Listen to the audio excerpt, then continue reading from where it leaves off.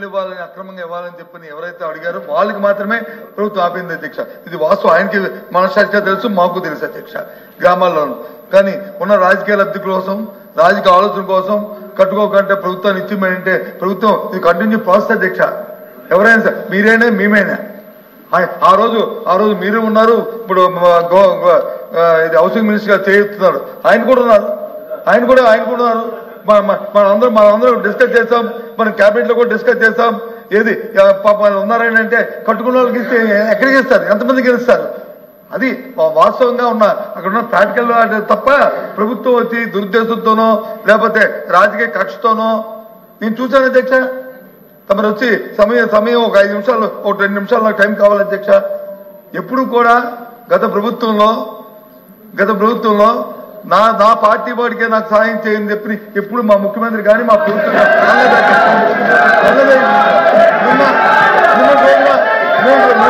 సాక్షాత్తు రాజ్యాంగ పదవి ముఖ్యమంత్రి గారు మాటలు తీసుకుంటే సిగ్గుపడాలి అధ్యక్ష, సిగ్గుపడాలి.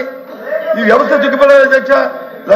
లబ్ధిదారుడికి వచ్చి పార్టీ అంట కడతారు అధ్యక్ష, అధ్యక్ష. ఎవరైతే అర్హుతున్నారో అర్హైన వాడికి వచ్చి ప్రతి కార్యక్రమం అందించి ఏర్పాటుని చూడవలసిన బాధ్యత రాజ్యాంగబద్ధంగా ప్రమాణ స్వీకారం తీసుకొచ్చాం. రాగద్వేషాలకు అతీతంగా, పార్టీలకు అతీతంగా మేము వచ్చి కార్యక్రమం చేస్తాం. వచ్చిన వ్యక్తులు ఇవాళ వచ్చి సభలో వచ్చి మన ప్రైవేట్ తాలూకా పార్టీ మీటింగ్ లో వచ్చి ఎవరికైనా చేద్దాం వైరల్ అవుతుంటే దాని మీద వివరణ ఇవ్వాల్సిన ముఖ్యమంత్రి కార్యాలయం వివరణ ఇవ్వాల్సిన అవసరం లేదా అధ్యక్ష? ఆ మంత్రి గారిని రిక్వెస్ట్ చేస్తాను, ఇప్పుడైనా సరే చెప్పండి. ఈ లబ్ధిదారు దగ్గర రాజకీయాలు ఉండకూడదని చెప్పండి. ఎప్పుడే కార్యక్రమం చేయాలి అధ్యక్ష? ఇదేమైనా సొంత ఆస్తి అధ్యక్ష? ఇదేమైనా మన సొంత ఆస్త? ప్రతిఘటన పనులతో మనం ప్రభుత్వం నడుపుతున్నాం, ప్రభుత్వం సంపత్తులు నడుపుతున్నాం. ఈ కార్యక్రమాన్ని ఏ రకంగా మారుతారు అధ్యక్ష? ముఖ్యమంత్రి గారు ఏ రకంగా మీరు చెప్తారు అధ్యక్ష? మళ్ళీ దానికి వచ్చి ఒత్తాసు పలుకుతూ మీరు చెప్తున్నారు అధ్యక్ష. మా ప్రభుత్వంలో గత 5 సంవత్సరాల్లో రాగద్వేషాలకు అతీతంగా, పార్టీలకు అతీతంగా ఎవరైతే అర్హులున్నా లబ్ధాడు అర్హులైన ప్రతి వారికి సాయం చేశాం అధ్యక్ష. అంతే తప్ప ఆలోచించుకొని ఈ ముఖ్యమంత్రి చెప్పండి, ఆ విషయాలు మాట్లాడద్దు, అది ప్రజలు వచ్చి ఏమనుకుంటారు అని చెప్పండి. అది చాలా తప్పు అధ్యక్ష.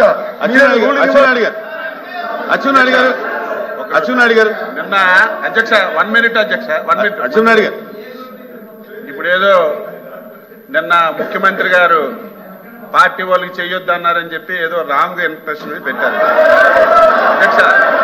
అధ్యక్ష అధ్యక్ష మళ్ళీ మళ్ళీ మళ్ళీ అధ్యక్ష అధ్యక్ష మాట్లాడారు కదా, వినాలి కదా అధ్యక్ష. తెలుగుదేశం పార్టీ అధ్యక్ష 42 సంవత్సరాలు పూర్తయింది. ఈ పార్టీ వినండి, మీరు చెప్పింది వినండి, తర్వాత మీరు మాట్లాడండి.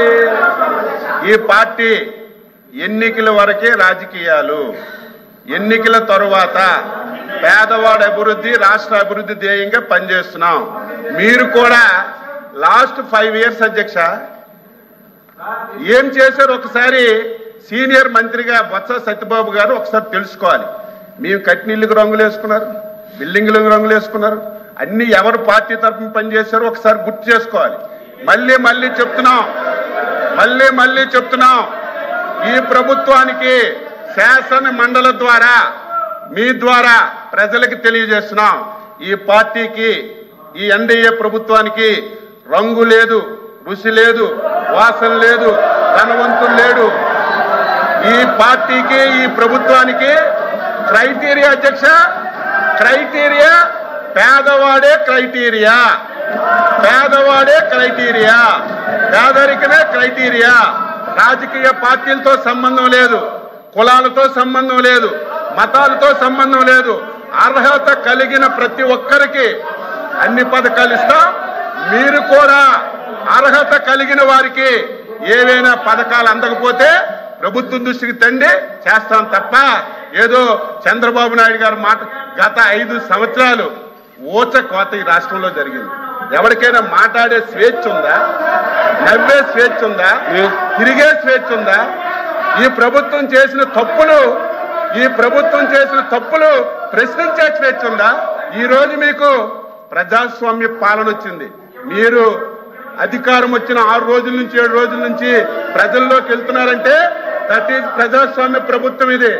మీరు 5 సంవత్సరాలు మేము ఏదైనా కార్యక్రమంకి వెళ్తామంటే 5వ గంటకే ఏకోజామున 5వ గంటకే పోలీసులు వచ్చి గేట్లకు తాళాలి, కారెక్కితే అరెస్టులు, ఎవరైనా మాట్లాడితే కేసులు, ప్రభుత్వాన్ని విమర్శిస్తే తప్పుడు కేసులు ఎట్టి జైల్లో పెట్టడం, ఇంకా మాట్లాడితే ఆస్తులు ధ్వంసం చేయడం, ఇవన్నీ 5 సంవత్సరాలు కళ్ళతో మేము అందరం ఈ రాష్ట్రంలో చూశాం. మేము ఈరోజు స్వేచ్ఛగా మీరు వెళ్ళండి, ప్రజాస్వామ్యబద్ధంగా మీ పరిపాలన మేము చేస్తున్నామని మీకు స్వేచ్ఛనిచ్చి మాట్లాడిస్తున్నటువంటి ముఖ్యమంత్రి అధ్యక్ష చంద్రబాబు నాయుడు గారు ఈరోజు మళ్ళీ చెప్తున్నాం, ఈ ప్రభుత్వానికి ఎన్డీఏ ప్రభుత్వానికి పేదరికమే క్రైటీరియా. ఎవడు పేదవాడున్నా ఏ పార్టీ ఉన్నా తప్పనిసరిగా ప్రభుత్వం నుంచి అన్ని విధాల సహాయం అందిస్తామని మళ్ళీ ఈ సభ ద్వారా రాష్ట్ర ప్రజలకు తెలియజేస్తున్నాను. మాధవ్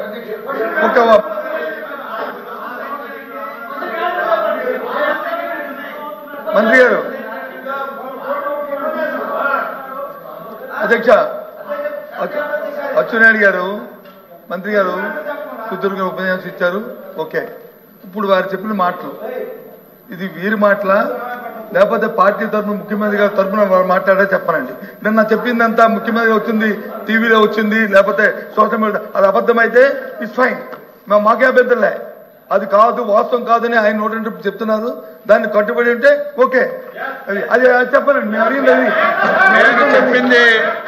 నేను చెప్పింది అచ్చెన్నాయుడుగా కాదు, లేకపోతే తెలుగుదేశం పార్టీతో కాదు, ఎన్డీఏ ప్రభుత్వం తరపున చంద్రబాబు నాయుడు గారు నాయకత్వంలో పనిచేస్తున్నటువంటి ప్రభుత్వం తరపున స్పష్టంగా రాష్ట్ర ప్రజలకి తెలియచేస్తున్నాము. ఈ ప్రభుత్వానికి క్రైటీరియా పేదరికమే క్రైటీరియా.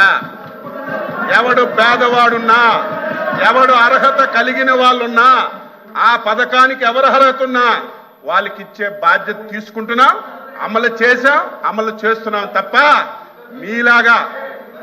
మీలాగా మళ్ళీ మీరే కలుపుతున్నారు. అయినా మళ్ళీ చెప్తున్నాను, పేదరికమే క్రైటీరియాగా ఈ ప్రభుత్వం పనిచేస్తుంది. నేను ప్రభుత్వం పక్షాన్ని తెలియజేస్తున్నాను. కూర్చోండి ప్లీజ్. అలాపి గారు కూర్చో.